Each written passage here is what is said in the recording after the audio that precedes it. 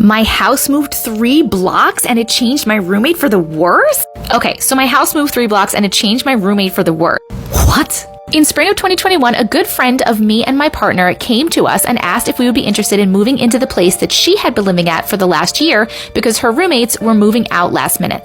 Since we were already looking for a new place and she was someone that we both trusted, we agreed. This was a house that we had been to many times before that to see our friend, and on the day we moved in, we went to our new house on the intersection of Road A and Street B. About a week after we moved in, me and my partner were on the way home from running errands, and as we turned onto Road A, we saw that our house was not up on the corner of Street B. After driving around in circles, slowly widening our radius and half laughing, half getting more and more concerned about where our house was, we found it 3 blocks down Street B on the corner of Road D. We asked our roommate about it when they got home from work that night. She brushed it off and acted like it had always been on Road D. From that day on, things got very different with them. She went from coming to every get-together we had when we lived 15 minutes away to not even coming out of her room for celebrations we had at our shared home.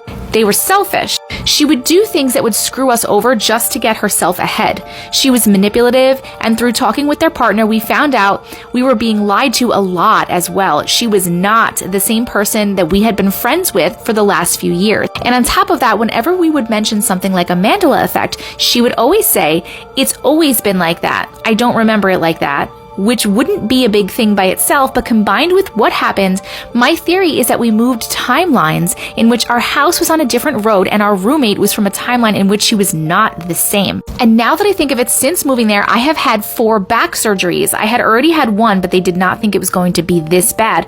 My partner had 2 foot surgeries. We have lost multiple loved ones and lots of other random, at this point ridiculous, tragedies/hardships in our lives that we had no control over. Maybe this is the worst timeline?